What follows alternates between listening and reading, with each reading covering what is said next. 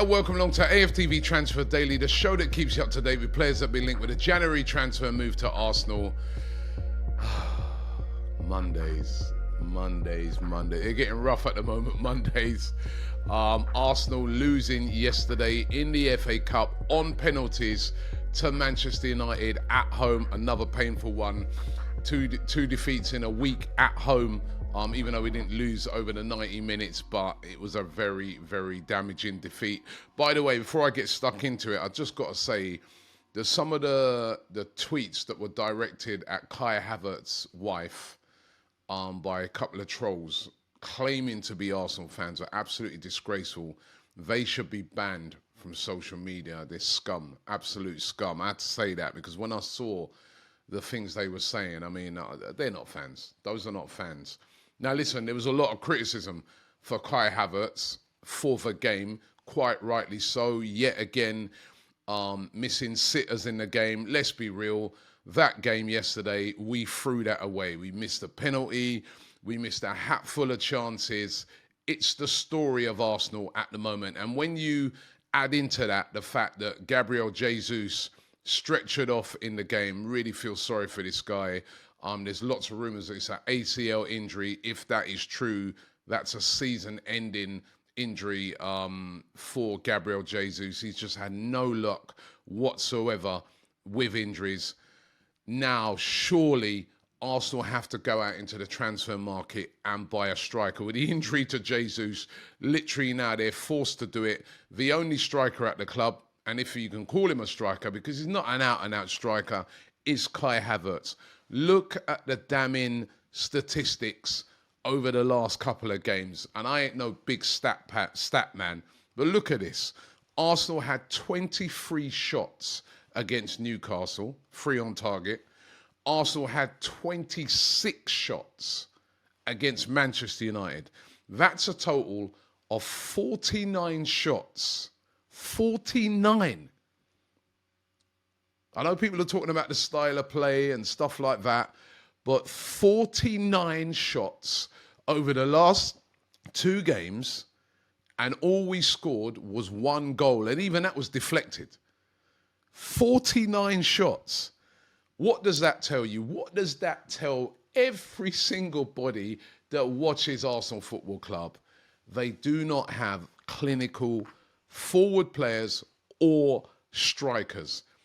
And for some reason, and this is why Mikel Arteta has been coming in for so much flack, and it's deserved, really. You know, I don't subscribe to the sack Arteta and Arteta out, and I don't. Listen, he's had a challenge for leagues and stuff like that. But where there is a lot of justification is when people turn around to Mikel Arteta and said, why have you not gone into the market and signed a striker? Why didn't you do it in the summer when we were all calling for it? And why have you not done it so far in the January transfer window? Now, we know the January transfer window is a difficult window. We know that. I think every fan out there knows that. But we are seeing clubs making... Manchester City are about to get Omar Mamouche, one of the top goal scorers in European football right now. Is going to be on his way to the Etihad. Why have Arsenal not moved for a player like that? Like, listen, there could be reasons they might feel it doesn't fit what they're trying to do, but it heightens the frustration on the fans out there, and that frustration is boiling up. I witnessed it myself when doing interviews after the game on AFTV yesterday. Now, I thought what I'd do in this video, right, as well as talking about players that have been linked with Arsenal, let me talk about players that are realistic strikers. 3 of them I've identified that Arsenal could sign this January window. 3 realistic strikers. First one is Victor Osimhen of Galatasaray on loan from Napoli.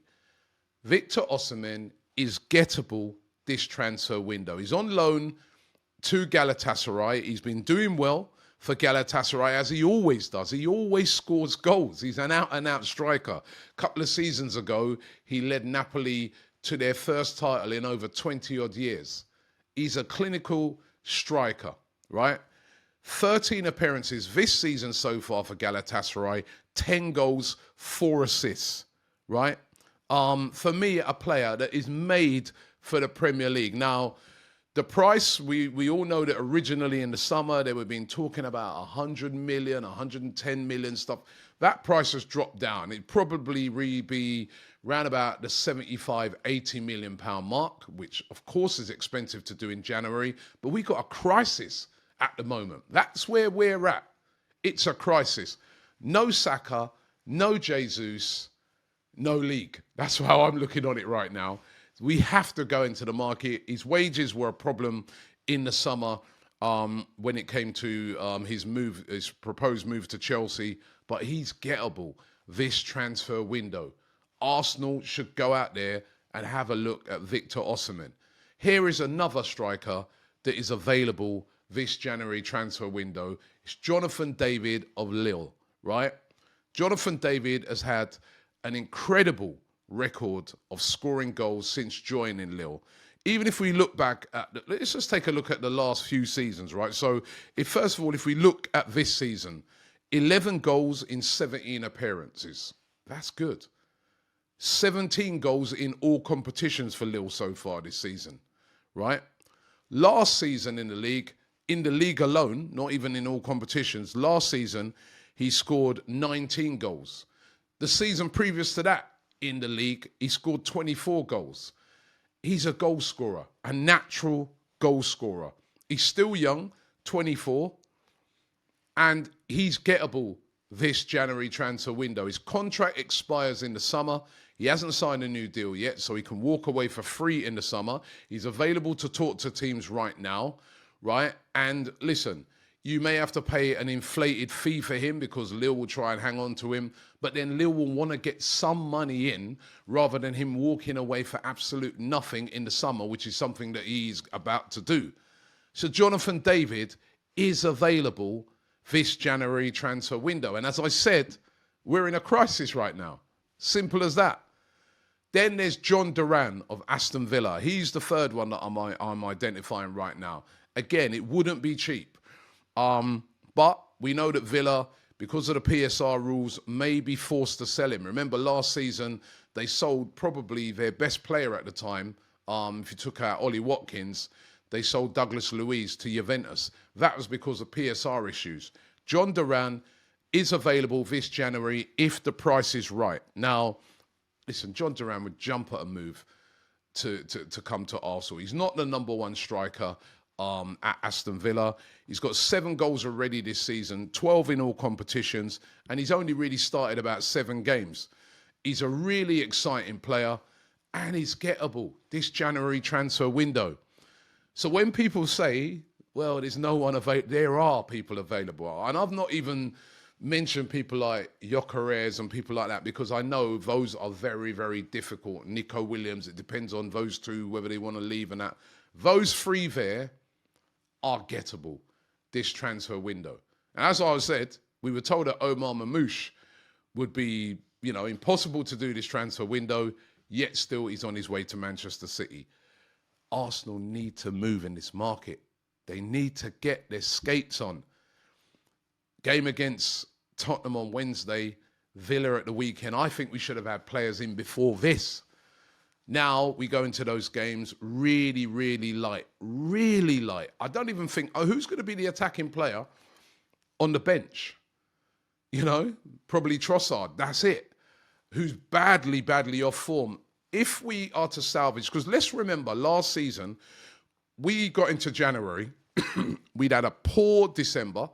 We've been beaten by Fulham, beaten by West Ham. We got knocked out of the FA Cup by Liverpool. It was doom and gloom, but then we went on a fantastic run from then till the end of the season. Go and refresh the team, and that is still possible.